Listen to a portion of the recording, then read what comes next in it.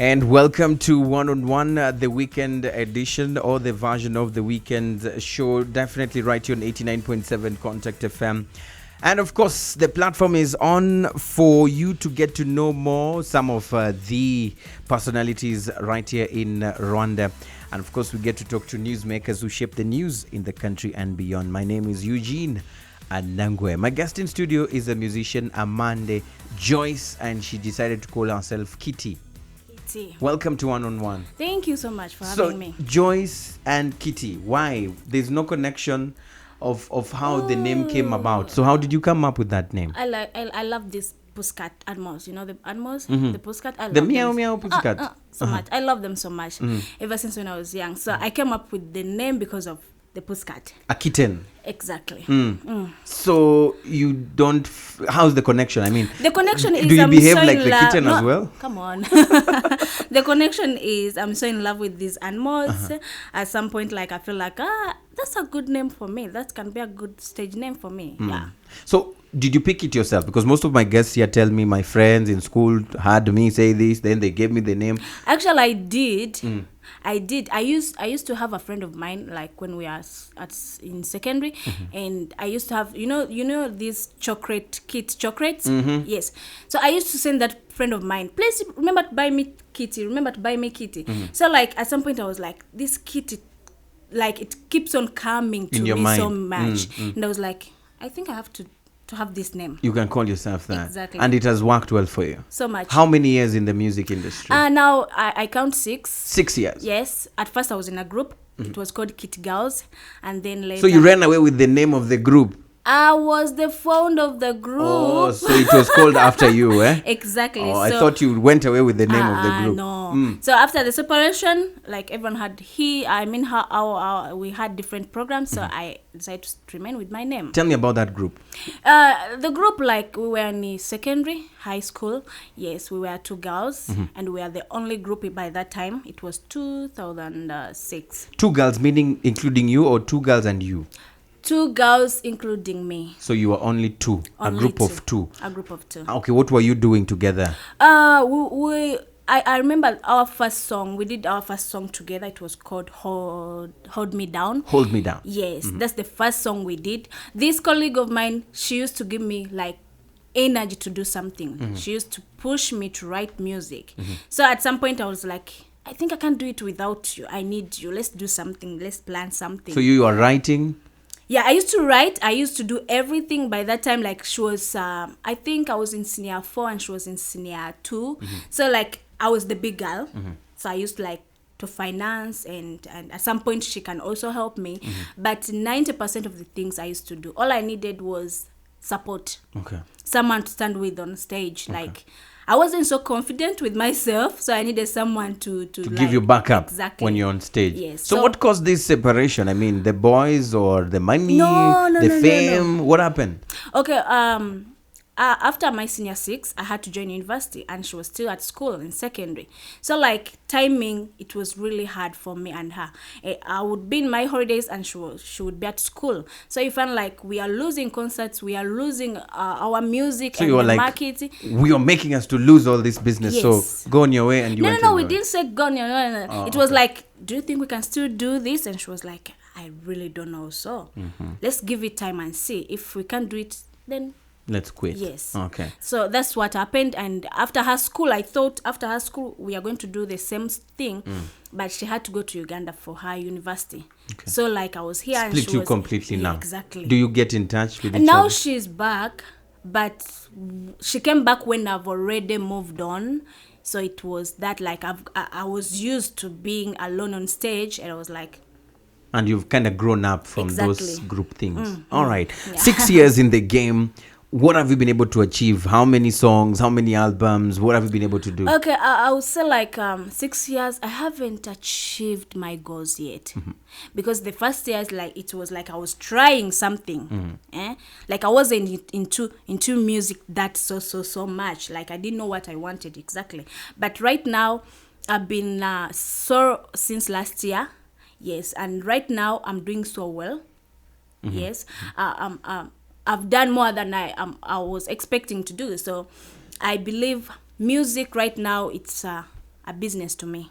Yes. It puts food and pays your rent and bills. Not 100%, but at least like twice in a month, I can depend on it. You can depend on it. Yes. So what else do you do apart from music? Apart from music, I work in a company called Safintra. I'm in marketing department. All right. That's what I did at university. So daytime, I'm a busy girl working in the office and field. Evening, I'm a star. When you go to market, do people take you seriously? They say, this is the woman we saw there dancing on stage, and she's here now meeting us in the boardroom to tell us about how I know, it's not easy. we should buy her products. It's not easy, but like you mean business at some point. Of course, some people like will bring it in. Oh, so what's the next song? So what's your next performance? Like something like that. But you try like to make them understand that right now we are in a different world. I mean, we are in business. Do you tell them that literally? No, I don't. Relax. Because once We're now you in say business. that, they'll feel you're kind of rude. Yes. But you're like, no. You know, when you want to know more about that, let's meet in the evening. Oh, we talk that in the evening. Right But for now, let's talk business. Yes. All right. So how do you manage to take advantage of that popularity or the fame to your advantage when you go to meet your clients? Okay, at some point, like when I meet clients, most of them, they know me and they're like, Kit, I love your new song. And like, so you get feedback from what you're doing. You know, it's not easy for a musician to meet each and every fan. But here, because we are talking about business, after everything, something will come out. And I'm like, hey, I have something for you. Like you talk about it, even if it's for seconds, you find like you're getting information you didn't know. Yes, and it's helping. So the secret here, what's the secret? Because we have young girls out there, young boys, and do you feel that you are being an influence in any way to them? And how can you tell that you've been able to influence any of them? Yeah, okay, that's a hard one, but it's not easy to be a musician in Rwanda, a female one. Moreover, Why? Challenges. People take girls differently, whereby they think once you're a musician, you're either prostitute or you're trying to be one or you did that. You know, they don't think that a decent person from a decent family can do that. Can do music. Yes. So for me, like, I'm like, I get people who tell me, you know what, Kitty, you're really a nice girl and you're doing this right. Because if I'm done with school, university, and at the end of the day, I'm working a good job, I'm having a good job, and I'm doing music, it means everyone can do that. It means I'm showing girls that you can do anything you want. But don't you think maybe it is the musicians like you and others who make people have that sort of perception that when you are doing music and you're doing videos, to be specific, there's a certain perception that you send, a certain message you send in the minds of the people based on the way you have done your video, especially when it comes to dressing. I know. Don't you think this is what puts that kind of thought in the minds of people? I know it does, but you can't change that. You can't be I can't be what you want, and I can't be what someone else wants. Here is the thing. You have to do what you think is right. So people will judge according to what they think. You know, you can't make everyone happy. Yes, at some point. So you have to do you really want to do music? Let me do music. Do I want to work? Let me work. So what you care about is my music good? Am I giving the right information? Am I like, because most of the times, like, let me give you an example of this. Rihanna, Beyonce, at some point, like, us in Africa, you feel like we are trying to copy their life. Do you copy them yourself? To be honest, when you say us in Africa, are you one of them? Yes, I'm one of them, because like sometimes I want to dress like her or I want to sing like her. But it doesn't mean that I have to forget my culture, you know. But there are people who forget that however much I'm doing this or however much I love this person, I shouldn't be like her. I just have to take the message. Meaning if she's hardworking, I have to be hardworking to get something I want. At least you learn that from her. Oh, yes. Do you think that probably, I was going to ask you based on that choice of copying or emulating some of the Western musicians, do you think they send the right message for our young people here in Africa based on their behavior, apart from the money-making part? when you look at their morals, when you look at what they do, in terms of drinking, in terms of some of them who have been accused of having to take drugs to be what they are today, do you think this is the model that we have to look for? No, Africa is a different continent, and to connect two different things, like the Western life and African life, it's totally different, and I don't think that's the life we should copy. Because we have our own way of living. Okay, we should copy them at some point on different things, not everything. We have to choose what is good for us. The dressing only. No, not the dressing only. Come on. What else? Let's copy like you find like most of the people there, if someone is in music, that's not the only job he's doing. Okay. He can do anything else. He can be a presenter. He can be like I don't know. He put a model. Exactly. That's a good example. Okay. Meaning, I can't be a radio presenter only. I can do different things and they make money. So it's not about the dressing that you should copy about them. It's what else they are doing good that you can learn from them. Yes. Let's go back to the issue of nudity in videos. And recently, I want you to confirm this or deny. You were quoted in one of the daily newspapers here in their lifestyle magazine. And they had said that you are one of those who are complaining about the issue of banning of music videos from televisions, and based on the way the people in those videos are dressed, and this is nudity. If I be specific on this, what is your thought on the issues of nudity when it comes to music videos? Because you are vocal from that article that you're saying it is unfair. We spend a lot of money to do these kind of videos, and then we are told that they cannot be played. I believe like everyone deserves a second chance, and no one is perfect. However much I can dress this way, I know what I'm doing and I know what it will happen after that. But again, at the end of the day, we will not remain in the old life, We have to move on and we have to create something else. Meaning me being a musician, I have to make a change. I have to show you that I'm different from you.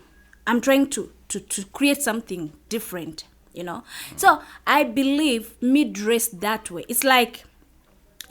What message would one want to send being dressed in that way that you're saying? To me, I think like you shouldn't think about it. You shouldn't think about that so much, as you shouldn't take it as a big problem, because you have sisters. I have brothers. Meaning, if I'm naked, consider me like your sister. Come on. But they don't put on just a bra and go to the TV to do a music video. They don't dress in a dress that probably shows almost those things that are considered private. But when you're at home, most of the times you find like your sister is putting on a butch copper. Okay. You're okay with it. Why is it that you're okay with that and you can't be okay with me putting on a butch copper? Okay. At the end of the day, we are all girls. What's a butch copper for those who don't know? Okay, a butch copper is this short shorts. Like a hot pant. I wouldn't say it a hot pant because You'd say a butch copper. A butch copper is like, okay, let me cut it this way. Like when you have a long trouser and you make it so short, like, yes, that's a butch copper. But it's meant to be long. Why would you cut it, make it short? There are those designed when they are short. You don't need to cut it. I was trying like to make people understand the difference. The butch copper. Yes. So you have one for yourself? Not one. You have 2, 3, several. 4. So you use them in your music videos? Okay. I use them, but not so much. And I'm okay with it, and I'm proud of it. Yeah. So what would you say that should be? You've said people deserve a second chance. So this second chance, you've already shot your video, you've already finished working it out, you have put it out there, released the video, told people check my video out. Then all of a sudden, someone says this video cannot be played on air. Okay. So what kind of second chance are you talking about? The second chance I'm talking about is this: like if you think, like, let me see, people in charge of that. If they think that this video is not good for the public, the second chance means you come advise me, Kit, you know what? I didn't like this video because of this and this. It's giving bad example to these people, this level of people. So you're telling me what to do next. in my next video. But you don't have like to ban it totally. I used a lot of money to have that done. Consider that at least. Yeah. And probably give it airtime at a certain time of the Exactly. day that probably the kids are asleep. Yeah. Okay, so your general perception about nudity and videos, music videos, you see no problem there. To me, to be honest, no problem there. Because, let me give you a good example. You see on TVs here in Rwanda, they can show any video from the Western world. You know, like these Beyonce videos when they're super naked, like really naked. You've seen that. And they're not complaining. And once you do a simple video in your butch copper, everyone will talk. Come on. Why is it that if you don't want this, it means you shouldn't also play that one? Because they're showing what I'm showing. So why are you complaining So about you think me? they're being hypocritical? No, they are being unfair. They're being unfair. Yes, if you don't want it, ban everything, not only mine. You know. Have they ever banned yours? No, not at all. And I haven't got any comment about that. Yes, or any warning about it. I think my videos, they are just normal, sexy, and yeah. So I don't find them like to reach on that Provocative, level. yes. Yes. So I'm super okay, and I just love what I'm doing. All right. Yeah. Let's talk about management and those who come to work, because you're a lady, and sometimes I've heard about this from certain ladies who say, you know what, this man just took advantage of me, said that he wants to be my manager or my promoter, and all he wanted is just a relationship with me or a sexual relationship with me in exchange of giving me deals here and there.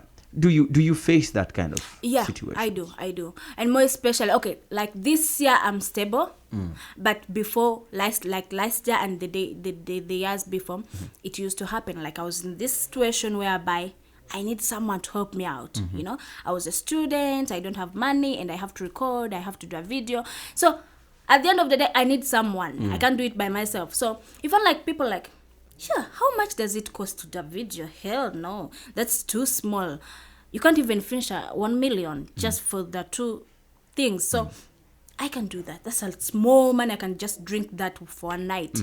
So let me help you out. And you're like, okay. You know, most of the times, like for me, I used to say, you know, most of the guys, they are ready to help me, but they give me conditions, and I can't manage those conditions. So if you are planning to give me such a condition, let's not go far. You know, let's just cut it from here.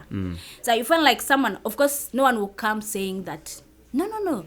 Like everyone will tell you, I'm just helping you. I want to help you. You know, I can see you have a talent. I want to help you. So you feel like you're planning something. You think he's a nice guy. But yet he's after something else. After something, he just wants you to be in a condition whereby you're seeing him as the only choice you have.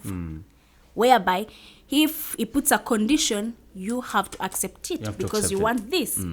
Yeah, so for me, I thank God I'm a strong lady. Before we go to the strong and the strength of a woman part, which you're saying here, without being diplomatic, could you throw in a few names here and there of some of those people who... I can't do that. Why? Maybe it will help so that another young person like you who's coming up will be safe from this kind of person. Maybe she will not face the same thing. Maybe. Maybe it will be worse.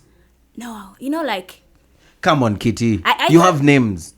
I do have names, but I can't say anyone. Why? It's not safe. Safe for who? For you or for them? All of us. I'll protect you. I'll catch a grenade for you. No. Come on, say a name. No, it ended long time ago. Maybe they are changed now. Why do I have to put them on spot when they are changed people, I believe? Because that was long time ago, and I'm not the same person I was that time. So I believe, for me, I changed. You know, it could be long time ago, but there are different kind of people like that person who keep evolving every time and prey on young upcoming female musicians. You know, they say someone is born once. A human being is born once. Meaning your challenges or your lacks will not be mine. So I shouldn't take myself that if you got let me say a nice phone, I have to get that. Oh, the way you got it is the same Now way she's I'll get taking it. me off the question I asked. You don't want to answer. You don't want to say any name. No, I prefer not to say anything about So that person or those people, who, Those if they're people- listening right now, they're feeling just safe. if that- they are listening right now, they should know that what they are doing is not good, and it's not fair. And there are a lot of people who want to come up and they want to do music. If they are really human, they should think about this young generation and think that they are building their country, not they shouldn't build it in that way. in that direction. Yes. All right, let's talk about the issue of you and your music, writing of your songs. Who writes for you? Do you have ghostwriters? Do you write for yourself? Okay, I started when I'm writing for myself, but I became so busy, like I don't get time to write for myself. You know, to write a good song, you need to concentrate. I don't get that time. But nowadays, like my 3 to 4 songs, I have someone who writes for me, and I do my music in Kampala these days. Yes. So if I'm like, I give the topic. Why is everybody seemingly running to Kampala? To be honest, the production is totally different. And if you're targeting East Africa, then you need the best production. But if you're targeting Rwanda, it's okay. So the Rwandan producers who have had you, they have beef with you right now. No, okay, I'm not saying they're sort of bad. just dissed them. No, I'm not saying that they are bad. They are really good. They are really, really good. But again, there's boundary. Okay. Meaning their music, you can't get a Rwandan song and compare it to a Kenyan or Tanzanian music. They are 2 different things. So people might think that instead of helping solve the situation, you're running away from the situation. Okay, we are not running away because we are not the producer. We are not like, it's good to solve the problem. But again, I'm not the producer. I may tell you what I want and you can't manage to do it. Yes. What am I supposed to do? The only solution is to go where they can do it for me. But it doesn't mean that I can't do a song from here. And I have a studio that I belong to, But right now, my situation is really like it needs me to work hard and I need the best quality. So it means I have to look for that quality. Okay. Yes. And there are very few of you in the industry here in Rwanda, ladies who do music. Very few of you. How does that make you feel? Okay, it's tricky, like it at some point it's so discouraging because you're like, people have tried and they've failed. What makes me sure that I'll penetrate? Yes. You feel like it needs you to have a strong heart. Yes, and pretend you're in the world alone, whereby even if there are a lot of challenges, you're ready to move on. You're ready to push this thing. Yes. So as we conclude, maybe on a lighter note, any incident that you ever went through that remained in your mind up to today, that was sort of embarrassing for you when you were doing, either you're performing or doing something? What is that? I think I haven't like got one. Like I didn't get a Like you go on stage, you're singing, you're dancing, then you throw your leg and then you hit. No, I haven't. Your what's the name of that shot again? Butch Copper. Yeah, your Butch Copper gets torn while on stage. No. You haven't had such No, incidents. yeah, not yet. But a little thing happened, not connected to that, but somehow it was. I felt so embarrassed, but again, I had to make it a style. Okay. Last month I was in Kampala for a performance, Coca-Cola performance. So at some point I forgot that I was in Kampala. I thought I was in Rwanda, and I was like, "Hey, amaboko hejuru, amaboko hejuru." You told them amaboko hejuru. Yes, amaboko hejuru. Like I forgot totally that I was performing for a different audience. And so, but the good thing that I had introduced myself that I'm from Rwanda, and they expected me not to speak Luganda. So at some point, they were just enjoying. Okay. They felt this one, she even knows our language. So I was like, amaboko hejuru. And I mixed languages, and people couldn't recognize that I was out of line. All right. Good for you that you managed to get out of that. Yeah. So, Kitty, talk to your fans in just less than 60 seconds. Tell us, how do you make music a business and not just a situation where you just go and entertain people and you get nothing out of it? Yeah, right now I do music as a business because like I invest a lot. I'm trying to invest a lot as I can, and at the end of the day, I'm getting VIP concerts, events. Like I don't normally go for normal concerts. I do once in a while, but more especially I go for VIP concerts, VIP events, and you find it's helping me. It's making me reach my target, which I'm proud of. I'm proud of it. Yeah. So all I can tell my fans is to keep on pushing me, to keep on supporting me, because without them I can't be here, and I can't do anything. So once I do something and they really love what I'm doing, I love that. All right. That gives me power to do more. It pushes you. Yeah. It encourages you even so more. all I can say is much love. I love them so much, and they should be by my side always. All right. Thank you, Madam Butch Copper. Come on. She has spoken. I need to go and check that out. How it looks like. Butch Copper. I need to go and check it out. I haven't seen it, but definitely thank you so much, Kitty, for your time. Thank you for having keep me. doing what you do, and definitely keep pulling also your younger sisters and brothers out there who would love to be where you are, and even better. It's definitely the best thing we can ever do. Yeah. All right? Yes. Thank you, and we wish you all the best. Thank you too. All right, one-on-one comes to an end in that particular note with all that energy and psych. Joyce, aka Kitty, has just spoken, and of course the energy is still there.